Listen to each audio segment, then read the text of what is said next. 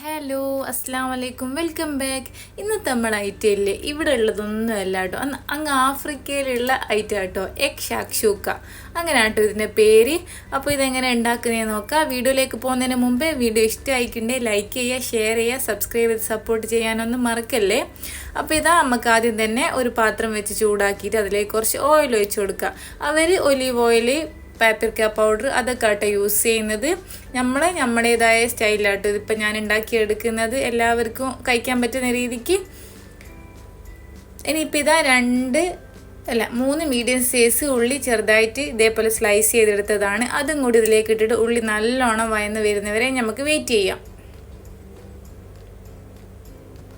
ഇതിൽ കുറച്ച് മാറ്റങ്ങളൊക്കെ ഞാൻ വരുത്തിയിട്ടുണ്ട് കേട്ടോ. അങ്ങനെ കേട്ടോ, അതിലുള്ളത് പോലെയല്ല. അങ്ങനെ ആകുമ്പോൾ നമുക്ക് ഒട്ടും കഴിക്കാൻ പറ്റില്ല. അത് ഭയങ്കര എന്താ പറയുക, എരിവോ ഒന്നും ഓല ഫുഡോ അങ്ങനെ കഴിക്കുകയല്ല. അധികം എരിവോ പുളിയോ അങ്ങനെ ഒന്നും ഉണ്ടാവില്ലല്ലോ.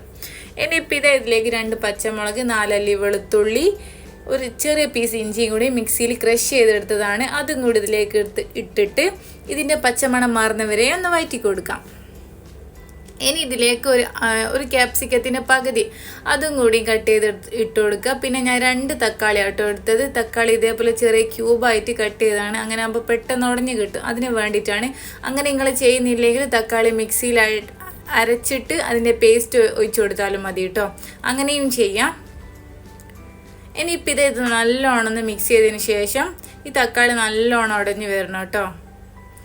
തക്കാളിയൊക്കെ നല്ലോണം ഉടഞ്ഞ് വന്നിട്ടുണ്ട്. ഇനി ഇതിലേക്ക് പൊടികളായിട്ട് ഒരുപാട് പൗഡേഴ്സിനൊന്നും ആവശ്യമില്ല.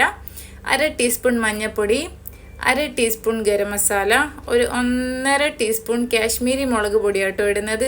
ഒരു നല്ല കളറൊക്കെ കിട്ടേണ്ടിട്ടാട്ടോ. അവർ പാപ്രിക്ക പൗഡർ ആട്ടോ ഉപയോഗിക്കുന്നത്, കാശ്മീരി മുളക് പൊടിയൊന്നുമല്ല. അപ്പോൾ ഞാൻ പറഞ്ഞില്ല നേരത്തെ, നമ്മളെ സ്റ്റൈലിലാണ് ഞാനിപ്പോൾ ഉണ്ടാക്കുന്നത്, എല്ലാവർക്കും കഴിക്കാൻ പറ്റുന്ന ഒരു രീതിക്ക്. ഇനിയിപ്പോൾ ഇതാ പൊടികളുടെ പച്ചമണം മാറുന്നവരെ ഒന്ന് വഴറ്റി കൊടുക്കുക.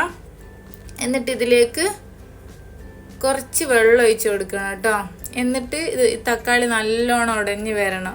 തക്കാളി ഇതൊക്കെ നല്ല പേസ്റ്റ് പോലെ ആയിരിക്കണം.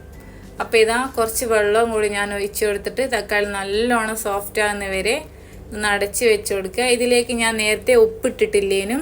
ഇനിയിപ്പോൾ ഇതിലേക്ക് ആവശ്യത്തിനുള്ള ഉപ്പും കൂടി ഇട്ട് കൊടുക്കുക.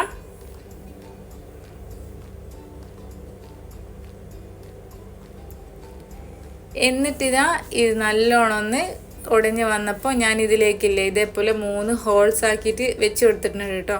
നിങ്ങൾ എത്ര മുട്ടയാണോ എടുക്കുന്നത് അങ്ങനെ ഈ മസാല ഒന്ന് നീക്കി വെച്ചിട്ട് മുട്ട ഇട്ട് കൊടുക്കണം കേട്ടോ.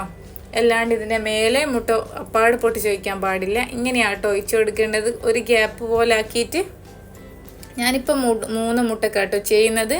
അപ്പോൾ 3 മുട്ട പൊട്ടിച്ച് വെച്ച് കൊടുത്തിട്ടുണ്ട്. ഇനി ഇത് ഞാനൊന്ന് അടച്ച് വെച്ചിട്ട് ഈ മുട്ട നമുക്കൊന്ന് കുക്ക് ചെയ്തെടുക്കണം. അതിന് മുന്നേ ഇതിൻ്റെ മുട്ടൻ്റെ മേലെ കുറച്ച് ഉപ്പും കൂടി ഇട്ട് കൊടുക്കുന്നുണ്ട് കേട്ടോ.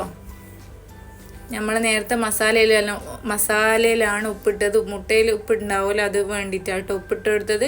ഇനി ഇതാ മുട്ട നല്ലോണം ഒന്ന് വെന്ത് വന്നിട്ടുണ്ട്. ഇതിലേക്ക് കുറച്ച് മല്ലിയിലയും കൂടി ഇട്ട് കൊടുക്കാം. ലാസ്റ്റ് ഓപ്ഷനലാണ്, നിങ്ങളെ കൈമേൽ ഉണ്ടെങ്കിൽ മാത്രം ഇട്ട് കൊടുത്താൽ മതി. ഞാൻ കുറച്ച് ഒറിഗാനോ കൂടി ഇട്ട് കൊടുക്കുന്നുണ്ട്, അപ്പോൾ നല്ലൊരു ഫ്ലേവർ ആട്ടോ. അപ്പോൾ ഇതാ ഒറിഗാനോ കൂടി ഇട്ട് കൊടുത്തിട്ടുണ്ട്. നമ്മളെ എഗ് ഷാക്ഷൂക്ക ഇവിടെ റെഡി ആയിട്ടുണ്ട് കേട്ടോ. നല്ല ടേസ്റ്റ് ആട്ടോ കഴിക്കാൻ ഒരു പ്രാവശ്യം.